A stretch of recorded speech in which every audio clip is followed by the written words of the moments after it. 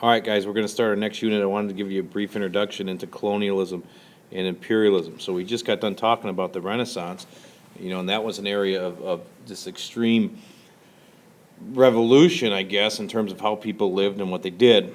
There's a huge governmental shift, an economic shift in terms of capitalism coming out, and really what you get from that are kingdoms across Europe now, not competing to get the most out of their peasants, but they're competing against each other to get the most resources and to expand their reach worldwide. So you have people develop colonies, okay? And the definition of colonialism, very simply, is one government controlling or influencing another political area, a territory or dependency, okay? And when you look at these things, you have to ask yourself, whom does it benefit? Now, it has to benefit the mother country. In other words, a country like England or France is not going to have a colony if they don't get anything out of it. And usually what they get out of it then is the control of resources. So with the advent of technologies and the ability to travel across oceans, and new ship technology and new manufacturing technology so they can take those resources and put them into something else, countries develop this need for raw materials, and it leads to colonialism. As we look at imperialism now, it's a little different, okay? Imperialism, very simply, is the ability of a country to extend their rule over an already acquired area. And basically it refers to the expansion of colonialism and the ability of countries to stay in there and rule, all right? Our next essential questions for this unit, okay, are right here. So, can one country be colonial without being imperial? All right. The second one is what motivated or motivates countries and their leaders to be imperialistic. And finally, in this whole process, does the end justify the means? In other words, a very Machiavellian question. So if the end game is to acquire resources, does it matter what you do to the people or the countries that you take over and colonize? Okay? And I want to show you a couple different pictures here, just some political cartoons as to what's at some would argue, the root of colonialism. All right? The first one we're going to look at here is a political cartoon that I pulled from the University of Minnesota. And what you have here is Uncle Sam, okay, and his counterpart in England taking different people up the hill towards civilization, which is up here, okay? And if you look at these different rocks, you can see everything that they're overcoming: ignorance, cannibalism, slavery, cruelty, brutality, superstition, ignorance, oppression, barbarism, vice, all that. So you have, if you look in here, you have African tribes, you have those from Hawaii, Cuba, and in the British basket, you have the Japanese and the Chinese. You have different Africans, you have Arabians right here, and you have the Indians. So what this is saying here is that the only way that these people are going to reach civilization, these barbaric tribes will, is if they do it on the backs of Americans and the British, and that the British and the Americans are essentially saving these people and bringing them to the promised land of civilization. And one other interesting point on this, if you look at the patch on Uncle Sam's arm, you probably recognize that as a patch for the International Red Cross. And that's not done as coincidence, okay? So, positive or negative, you guys make the call on that. Idea of the white man's burden, okay? So, if you look at this individual, okay, very sophisticated man, and you look at the corners of the pictures, you see he looks like a pilgrim saving natives, shipping industries up here and here and here.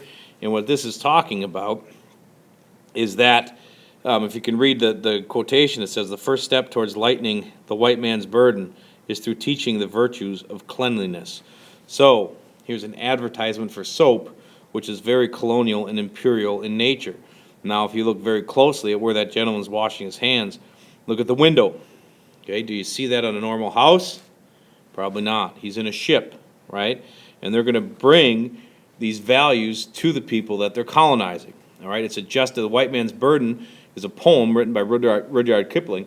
It's really a criticism of imperialism, but the idea is very simple, that it is the duty of Christian nations like Britain and America to bring Christian values and to save these people from civilization. Basically, they need to be saved from themselves, okay? So we'll talk a lot more about the white man's birth. This next slide now looks at Africa, okay? And I wanted to bring this up simply because it shows how Africa was divided. Over here you see the different European countries, okay? And remember, this is very much a competition. So you have the British, French, Germans, Portuguese, Italians, all that stuff. And what do they do to the continent of Africa? They divided it all up. Okay, we'll look at early African history, but Africa is rich with gold, and they're very starved in salt. And you could get multiple African tribes to trade gold for salt, and they did that.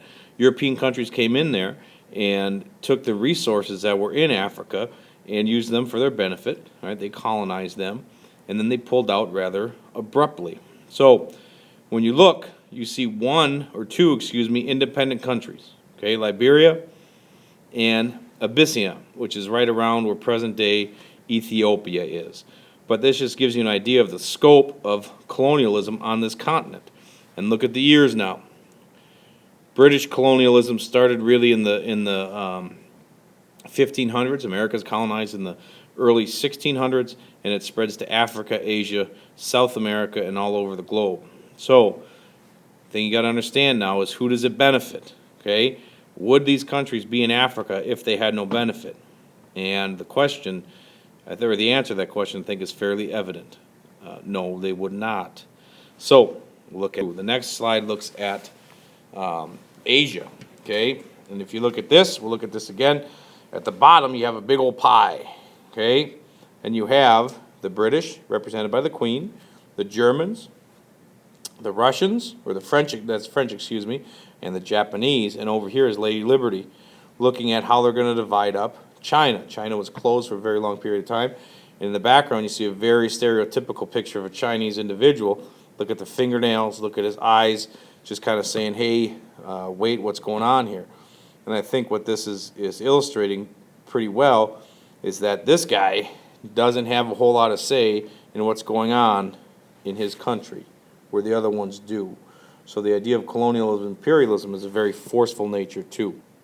All right, finally, we'll look at this slide, which will lead our discussion on present day colonialism, or imperialism, excuse me, if it's still around. I know it looks fairly odd, but what do you have? You have Mickey Mouse, Goofies, Donald, all that stuff is troops. And they're invading other countries, okay? Now, the interesting part here is they bring guns, but they're bombing them with Coke. And the ships are Texaco, Shell, and McDonald's. You can see a Nike symbol here. Here's Microsoft, okay? You have televisions coming in. And what this is talking about is cultural imperialism. I guess one of the best ways to sum up cultural imperialism is, it really doesn't matter where you are in the world. You can get a Big Mac, or you can get a Coke, and it tastes the same. It doesn't matter if you're in South Africa, or India, or Senex and Big Fork, okay? So the idea of cultural imperialism is one that is related to spreading American ideals across the world in the name of capitalism. Now, these are all just things that we'll talk about very briefly as we go, and that's it. All right, guys, thanks.